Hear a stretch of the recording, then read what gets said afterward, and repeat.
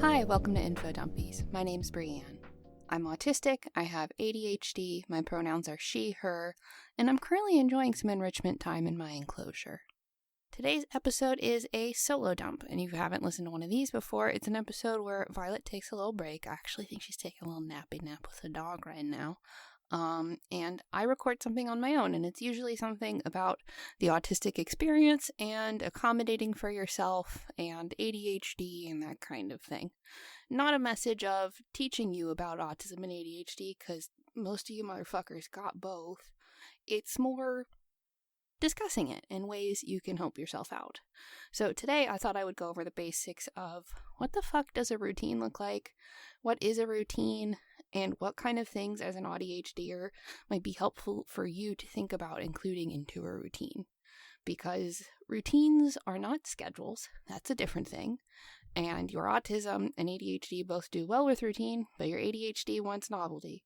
And for those of us with PDA profile autism, if you tell us to do something at 1 p.m., our brains tend to be like, no, fuck you, that's the last thing I'm going to do at 1 p.m. So I just wanted to touch on some routine basics that I find helpful, stuff that I usually go over with my coaching clients, and I thought I'd just give you a little overview about routines.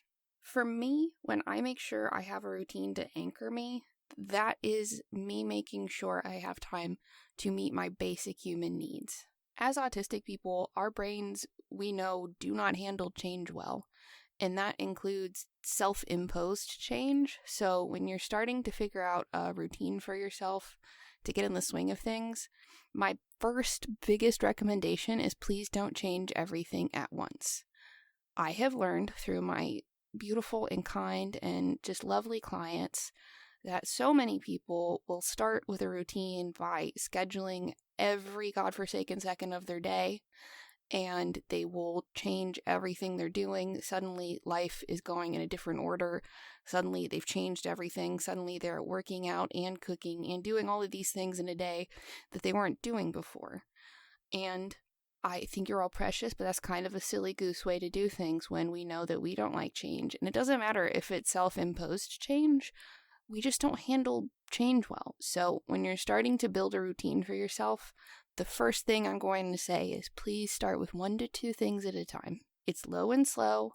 You have to make comfortable, sustainable adjustments until you are in the swing of things. I started coming up with a new routine when we moved because it was very clear that my old routine just wasn't going to happen here for a million little tiny reasons. And it's been 6 months of living here, and I'm still ironing it out. I have quite a bit of it figured out, but things are in flux, and it is a work in progress and an experiment, and that's kind of what all routine building should be. It's not necessarily going to take you 6 months to figure it out. It'll take as long as it takes. So before we dive into what is routine, how do you start it, there are a few things that I want to clear up as far as what a routine is and isn't, because I think a lot of autistic people, we have this black and white thinking of the first thing that we considered a routine is what a routine is forever. So that's like school or work, but those are your schedules.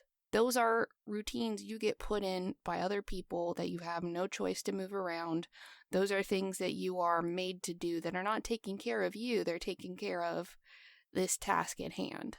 Now, my routine also helps me take care of my work stuff, and that is built into my routine. So before I get into what an AuDHD routine can look like, let's talk about some things a routine is not and should not be. The first thing is that a routine should not be a struggle for you to stick to. It should be something that helps you generate more energy to spend on other stuff you want to do and not take energy from you. If it's stressing you out to stick to the routine, it's defeating the entire purpose, and maybe the way of doing that you're trying is not working for you. That doesn't mean you failed. That means you tried something, you figured out that thing wasn't the right thing to do, and now we need to find a different thing. This is all about saving you some mental and physical stress. So if you're like, God, this routine is so hard to stick to, I wish I could stick to it. And no, it's their routine, it's not you. Like I said before, it shouldn't be a restrictive schedule. A routine, you don't even have to anchor to a specific time of day, really. You should not have every second of your day accounted for. You should have time that you don't have any demands you have to do, and you can kind of decide what you want to do. A routine is not telling you what to do every second of the day. A routine is not simply a tool to make you more productive. We're not locking in and productivity maxing here. We're doing the stuff that is necessary to take care of your autistic brain and your body so that you can do the other things. Does a routine kind of just inherently help you be more productive in whatever you're doing? Yeah, I find that's true. But if you're going into it with the purpose of productivity, none of this is going to help your autism and ADHD. If you're trying to just do more stuff in general that is not taking care of your brain and body, it's going to burn you out. It's not going to take care of you while you're doing your best at whatever you have to do. So we're not locking in. We're not trying to get as much shit done as possible. We're trying to get the shit done that you need to do so you can do more things you want to do. A routine is not something that has to stay the same forever, and it shouldn't. One of the reasons it's taking me so long to get my routine at this new house is because we've had so much shit pop up with this house, whether it be promptly hail-damaged roof we have to get fixed, or a flooded basement, or mice, which is a new one for us. So we've been putting out all these little fires, and all of these little things end up changing what rooms I have access to, and what things I have to focus on in my day that are not the usual things, and that has changed my routine a lot. That part has sucked, but because I have evaluated, okay, this part of my routine's not going to work for me while this is happening, I can make those tiny adjustments as life kind of throws a wrench into things. Your routine is also not something that determines how good or bad you did for the day. If you have a day where you're just none of this stuff that's usually happening is happening, you haven't failed for the day. Something has gotten in the way of your routine, and that thing that can get in the way can be exhaustion. You can just say, I am too fucking tired to do that today, and you haven't failed your routine. You haven't. You're just exhausted. We had a really exhausting weekend full of a bunch of errands that required me to talk to a bunch of just generally unpleasant people, and then I got double penetrated at the CVS, meaning I got my flu and COVID vax, and I was just feeling kind of dog shit. So there are a lot of parts of my routine that I got to choose to not do because I wasn't feeling well. And because I have that framework in place, I could decide, okay, here's how I'm going to do those things later when I feel like it. So did it mean that I had done badly this weekend? No, I did a good job doing a bunch of stuff that I knew was going to suck, and it's fine. But my value for the weekend and how well I did and my, value judgment of myself is not based in what parts of my routine I did and did not do. Okay, now that I've gone over essentially more definition stuff about routines, so you know what we're doing here, I've given you context. Now let's get into actually talking about building the routine. The first thing I suggest to clients who come to me for help with routines is to pick a time of day. I find it's easiest to either start with the morning or the evening. The stuff I have clients think about when they're choosing which one to start with is just usually stuff like, are you really stressed trying to get out the door in the morning? Are you finding that you forget a lot of things when you get to work? Are you constantly having to be like, oh no, can you bring me this from home? Or in the evenings, are you having trouble winding down and you find, fuck, I've been doing dishes and then I started cleaning my closet and why am I hanging a shelf? It's 1 a.m. That kind of stuff. If you find the evening routine part harder, you might want to start with that. But anchoring myself to a specific time of day that is fairly consistent anyway, or I would like to have be fairly consistent, like when I go to sleep and wake up, was really helpful for me because I could start on my evening routine, which then informed how well my morning went, and I could adjust that. So think about what would be most impactful for you. Think about what is causing you the most stress as far as routine and what time of day you could really use some structure. You have to sleep at some point, and most of us have trouble sleeping, and getting out the door is hard, so whatever you choose is right for you. When you've picked a time of day that you want to start building a routine out of, I would pick 1 to 2 things maximum at a time to try to add into that time of your day, or to try to prioritize, really. They can be things that you're not adding. They can just be things that you've inconsistently done that you would like a guarantee you've gotten done every day. So a really common one I see is clients who want to make sure they shower and brush their teeth in the evening. So if you want to pick 2 things like that, that's great. And then in the morning, maybe you want to make sure you've eaten breakfast and taken your meds because you have trouble doing that consistently. Those are another 2 things you could tell yourself, okay, I'm working on my morning routine. These are the first 2 things I'm going to try to implement. We're not going to have you waking up and doing the, like, that girl, it girl, whatever. I'm old.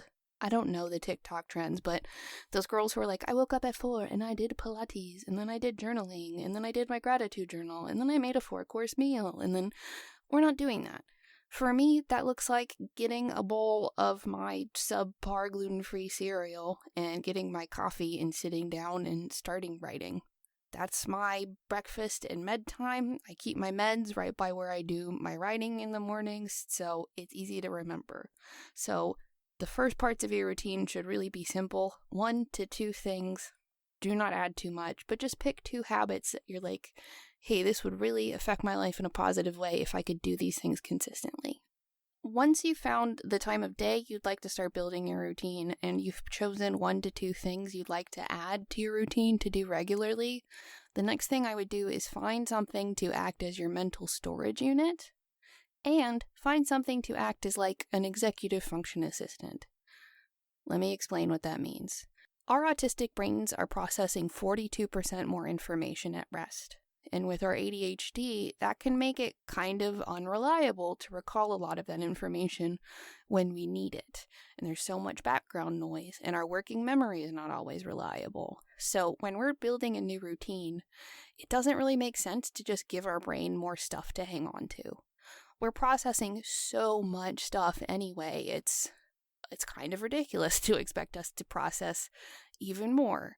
So if you can find something to get that information out of your brain and store it elsewhere, that's really the goal. It doesn't matter if you are writing with pen and paper, if you're using 3 different apps, if you have a big whiteboard, if you have the Excel spreadsheet flavor of autism that a couple of my clients have, where they just have an extensive catalog of spreadsheets to keep track of things. God love you, do that. That sounds like a nightmare to me, but just something that keeps your brain from having additional cognitive load. Cognitive overload is a really big contributor to us getting meltdowns, shutdowns, and being exhausted. So if you can just tell your brain, hey, you're holding on to all this stuff, it's really stressful, let me find someplace else to put this so you don't have to hold on to it anymore. That can really help with the anxiety of your brain getting stuck in a loop about a situation. That can really help you remember things. For me, it helps me sleep because before bed, I would get really stressed thinking, oh, I wanted to do this and I have to do this tomorrow, and I have this appointment tomorrow and that appointment, and I can't forget to do this. And I was expecting my brain to do all of the work, and I quite simply cannot do that. So when I get it down in my apps or on paper, that helps relieve a lot of anxiety that, okay, I've made a plan to make sure I can get this thing done. I do not have to rely on my own brain to remember. A metaphor I use with clients a lot is like if you're trying to clean and organize a closet, it's really hard if you don't pull things out of the closet before you start organizing, right? If you can't see the floor, you don't even know what's in the closet. And if you can't think of all the things you need to do on Wednesday, then those things are not all going to get done because you can't mentally see where they are. They're not organized for you. But if you can dump all that out onto paper, if you can have, your app of choice give you however many reminders you need, that can really help. Does it mean you're going to be perfect at doing this stuff? No, but it certainly takes a lot of the stress off of you. And I would have several different tools at your disposal. For me, I use a combination of my Google Calendar because I am a polyamorous woman, and it is my right as a polyamorous woman to have a Google Calendar I share with my partners. The polyamorous people thought that was funny. And then I use Timo for things that are personal to me. So that includes stuff like my workout, my skincare routine, all of the stuff that only I really need to remember, that goes there. And then I also dump my brain into a journal a lot. That does look like I have been huffing fumes at Delphi, and I sometimes have notes that I'm like, what the fuck were you talking about? But dumping my brain onto there helps me see what things I've been stressed about, what things I need to do, and then those can get organized into my Google Calendar or my Timo to help me remember what I need to do.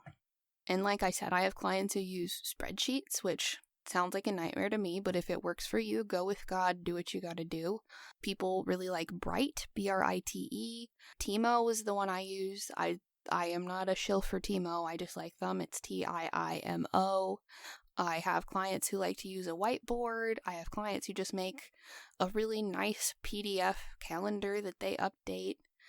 Try things, and if you have trouble remembering to open the app, if you have trouble sticking to it for too long and it ends up being a source of stress, certainly give yourself time to adjust. But if you're working on this for a while and you find like, hey, I'm just not really using Timo, it's not been very helpful, I'm still missing my reminders, that's not a clue that you failed, that's a clue that you need to change how you're doing something. The idea of, oh, I need to try harder, that's nothing. You're trying hard. I know you are trying hard. I don't even know you, and I know you are trying hard. So trying harder is nothing. Trying something different, that's the key. The third thing I really recommend about routines is looking at your schedule or whatever you're using as your storage unit often. It doesn't mean you need to spend an hour and a half doing bullet journal layouts, which would be a huge hurdle for me. That's why I'm not on the bullet journal crew. But you don't need to spend like an hour working on a layout or anything. I'm just saying working on maybe in the evening before bed and in the morning before you start your day, looking at your respective organizers of choice, whether it be apps or a planner or whatever, and just seeing what the day has in store. We do not have the same experience of time that everyone else does, so you may think, oh, tomorrow's Wednesday, I have therapy and then a dentist appointment. And it turns out tomorrow was in fact Tuesday, and you don't have any of those things. I've done that so many times, and trying to make sure that I am just really checking what date it is and physically going in and checking, what do I have tomorrow? What day of the week is it? That really helps. And that way, if I find something that I have accidentally double booked, if I find something that my partners have planned and they didn't check that I was with a client or something at that time, I can also check those things before they become urgent and it is, the time I'm double booked and I have to deal with it then. It gives me some more lead time. So whatever things you find to use as your mental storage unit and to assist you in remembering to do things, check those things often. And my final, core tip of whatever your routine is to deliberately schedule time to reevaluate whether or not it's working for you. So one thing that they point out about autistic people is that when we do something, we tend to do it the exact same way we did it the very first time we did it, right? If you learn to make macaroni and cheese a certain way, it's very likely that you're going to want to do it the same way you first learned how to make macaroni and cheese forever. And I find that with routines, we tend to get in the same sort of predicament because when we start doing a routine one day, we'll keep doing that same routine, and I am speaking from my own experience, even when it starts stressing us out because life has changed, but our routine has not. So understanding that we don't handle change well, and we'll have a tendency to keep doing things the same way without really considering that it's become a source of stress, I deliberately schedule in time for myself to reevaluate my routine and see what's working, what's not working, how I'm doing with it. Can I make some changes that might make things easier for me? So deliberately telling yourself, hey, right now we are evaluating what I need to change about my routine. And you can sit there and intentionally say, hey, actually mornings have been really stressful. I don't think I have time to put in a load of laundry in the morning or something. Whatever you had told yourself, you can reevaluate that. And you can decide what to change, and you can make these incremental changes so you don't end up going, oh, my whole routine is kind of fucked and I'm stressed and none of it's good anymore. So for me, I will evaluate what my week looks like on a weekly basis every Sunday. And then about every quarter, I really look at what projects I have coming up, be it podcasting or coaching or other stuff that I'm doing. And I say, okay, how have things been the last 3 months? How have I been feeling? What things am I wanting to focus on now? What things have kind of fallen on the back burner and I've forgotten about? What things can I tweak to make all of this easier for me and accomplish the things that I'll find really fulfilling for myself? So when you are working on a routine, make sure you also schedule some time in whatever your app of remembering is and deliberately sit there and say, okay, is this really working for me? And evaluate it. If it's not, this is a neutral judgment. You're just saying, okay, I need to change it. It doesn't mean you fucked up. It means some stuff has changed, be it you or your circumstances, and you need to tweak your routine. Those are kind of core tenets of a good AuDHD schedule for me that I find most of my clients find pretty helpful, and those are the core ideas. Next, I'm going to go into some general tips about routines that I don't think necessarily are things that everyone needs to consider, but I do think they're things that you could consider. They might be helpful. You could try it and see if it works. And these are things that I either do or clients have done that I've found helpful at one time. I might still find helpful. They might be things I don't do anymore, but I still think they have value. My first general routine tip to try would be choosing a wind down time. I have the flavor of AuDHD. That means I will start working on a project at the most absurd times. So it's 9:30 at night. I've decided I want to go rearrange a gallery wall in the living room of all of my pictures, and I start getting out all of the equipment to move things around, right? And then suddenly it's 3 a.m. I'm holding a hammer and crying because I needed to go to bed hours ago. Why am I doing this? How did I get here? Many of you said, oh yeah, I do that too. So after realizing I was kind of in a pattern of getting hyper-focused on something and starting projects late, I started giving myself a wind down time. And this is something I still do today. Essentially, I have a reminder in my Timo at 7:15 p.m. that, hey, it's wind down time. Start winding down and getting ready for bed. And it may sound like, oh, do you go to bed at 8:30? I do not. I go to bed at like 9:30 because I'm old and I wake up early, but it's not 8:30. I have a whole other hour I usually stay up because I'm a big kid.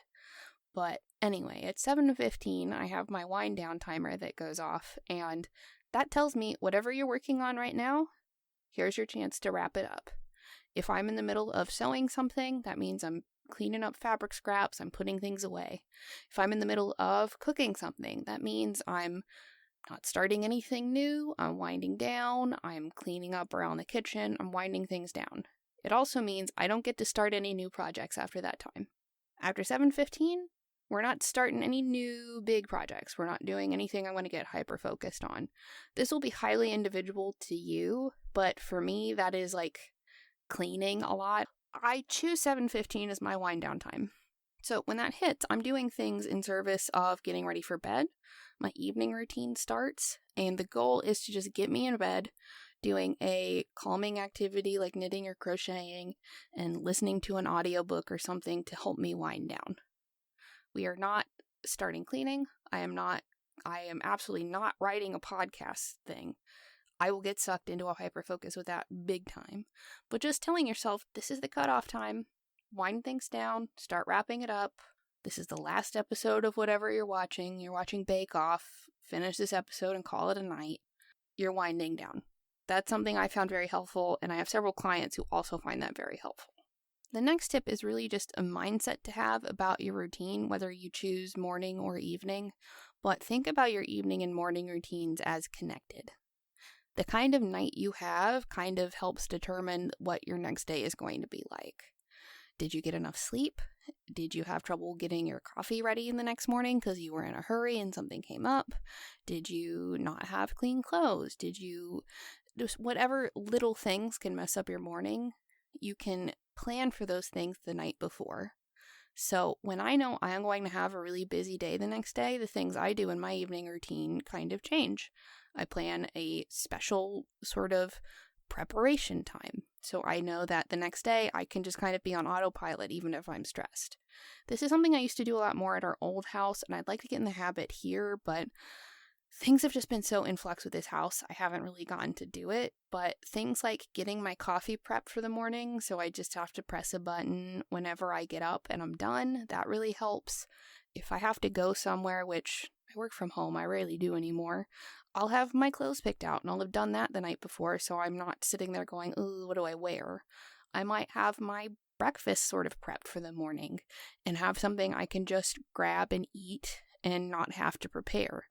So if you're someone who has trouble in the mornings, but you're like, I don't want to start on my evening routine, maybe thinking of your evening routine as an extension of your morning routine can be helpful.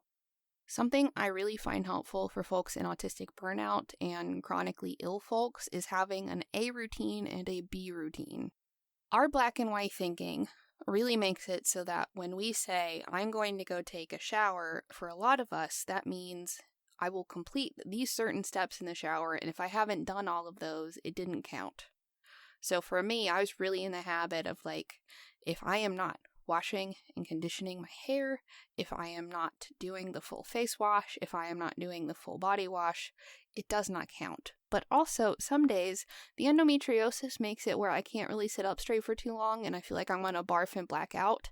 So doing a full shower is not always accessible to me. So my A routine, most nights, it's the full thing that I like. But I have a B routine physically written out, so my brain can see, okay, another acceptable version of showering is just making sure you've gotten your pits, under the tits, around your bits, and getting out of there. That's the bare minimum for when you're feeling really awful and you can't get it done. That still counts. That's still your routine. So that really helps my black and white thinking not think of things as a failure. I do this with meals a lot too. Eating can be really hard for me a lot of the time. And I used to give myself a really hard time saying, well, that's not a normal meal, right? You haven't eaten a normal meal. You haven't eaten anything normal. But for my B routine, it's just, I need something that is carb. I need something that is protein. I need something that has fat.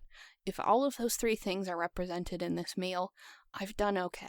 So I can just have a protein shake and a piece of toast with some sun butter, and I've accomplished it for when I'm having a really rough time. And that way, I'm not being rough on myself. I've given myself sort of a grading rubric for this part of my routine and said, okay, here are 2 ways we can get this done. And having those actually written out somewhere really helps my brain reconcile when I'm not able to do things the way I really want to. My next general routine tip is kind of like time blocking, but it's not the same. I hear about time blocking on some podcasts a lot where they're like, from 3 to 5 is when I just work on this thing.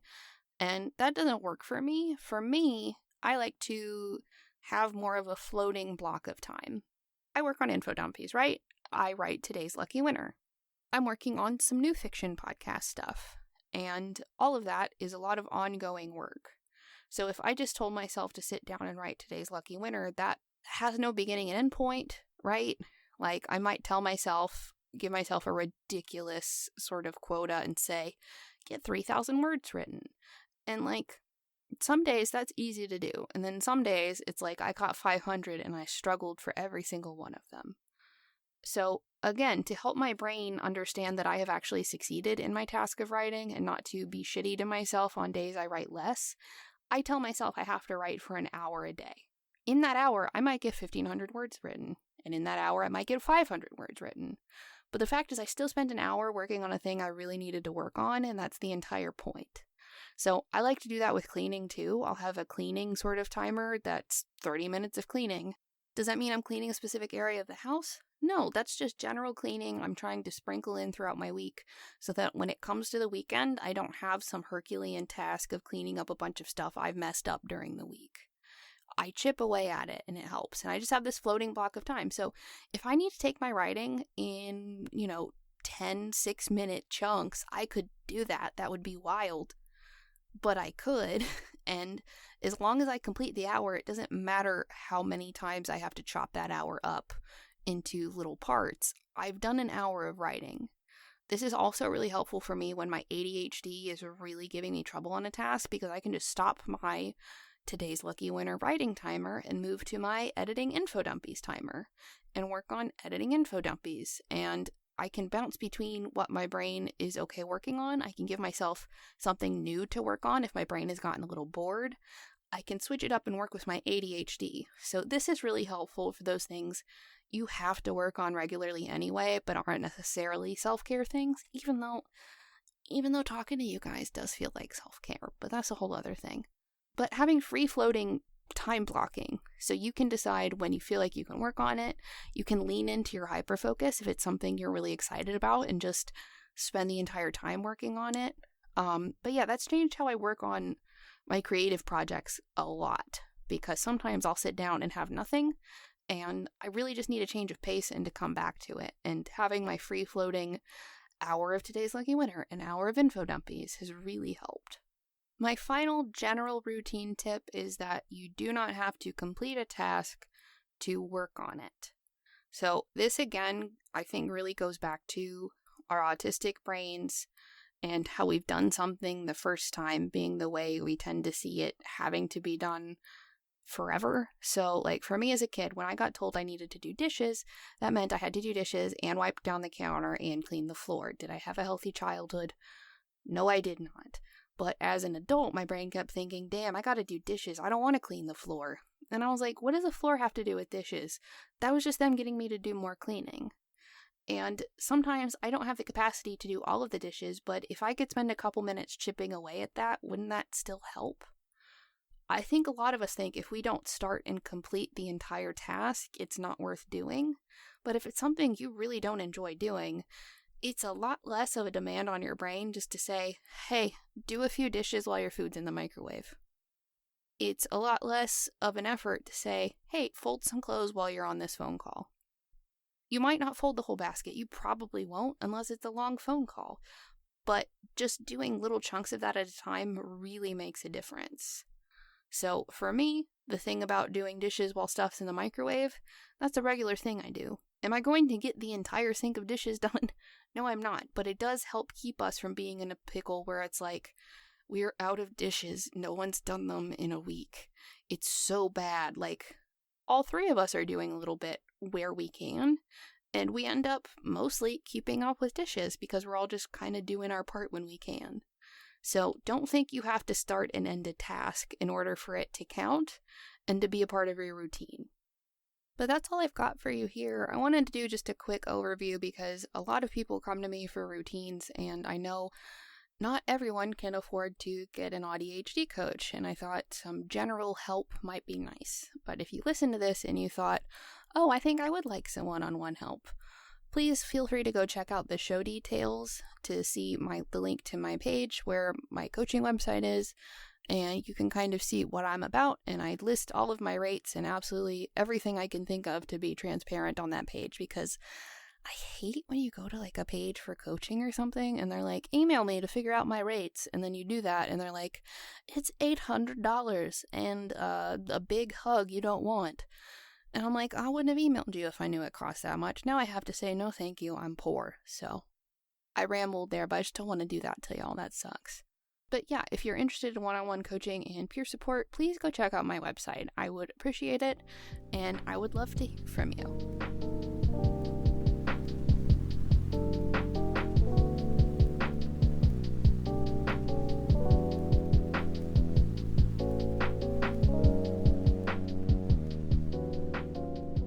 Hey friends, it's me with the housekeeping section. First of all, I wanted to thank our friends on Patreon who are at the shout-out levels, like Steve Hernacki, Carl Brooks, Natasha Neves, Lace Ann, Lutzi, Helen Clifford, B. Trossler, Kelly Brennan, Sewing Seraph, Rachel Rachelson, and Randy Lovings.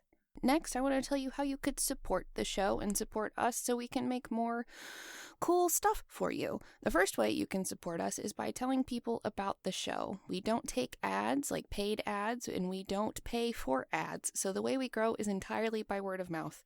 So whenever you talk about us in a Facebook group or on a subreddit or someplace where you're talking about the show, that helps us grow. And like we tangibly see the increase in downloads on certain days when you tell a group and it really pops off. Like sometimes it really pops off and I'm like, I have to find the kind person to thank them, but I never do. But anyway, if you do that often, thank you. So telling people about the show is the number one way you can help us. If you'd like to help us further, you can subscribe on your podcatcher of choice and leave us a cute rating and review.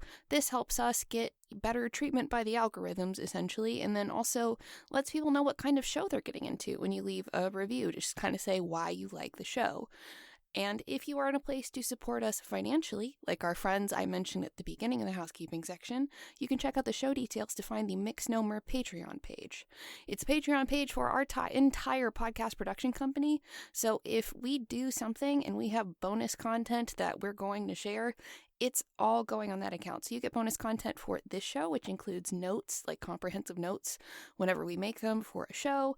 You get stuff for Today's Lucky Winner, which is our other show, and stuff for future shows. So if you're in a place to support us financially, tiers start at just $1, and it really helps us out a lot. We don't have super high production values, obviously, and we upgrade our equipment really slowly, but the more you help us out financially, the more I can upgrade people's mics and get people better mixers and help people sound treat their rooms and just help the cast who makes this stuff happen, make it happen. And this is a special treat for those of you who listen to the housekeeping section on the stuff we do. I'm including a link to the Infodumpies guest interest form in the show details this time. I need more guests. Guests are either ADHD and or autistic and have something they want to info dump about, and I've kind of run out of people who have topics that feel like a good fit for this show. So if you are autistic and or ADHD and you're like, yeah, I could info dump about something I think they'd really love to hear about, please fill out the form. I don't want you to be upset if you don't get chosen. We don't do guests very often on purpose because it just takes a little more mental load and capacity for me to handle a third person.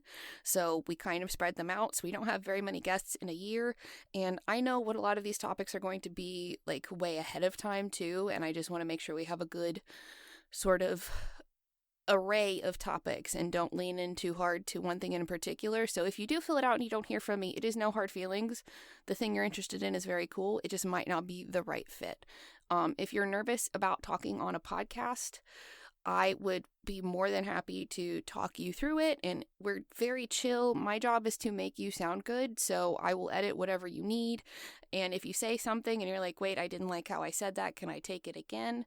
That is also something you can do if you are someone who gets chosen as a guest and ends up recording with us. So I have that link in the show details, and if you are so inclined, I would love it if you go fill that out and tell us what cool thing you'd like to talk about. But I think that's all I've got for y'all today. Until next time, clever sign off.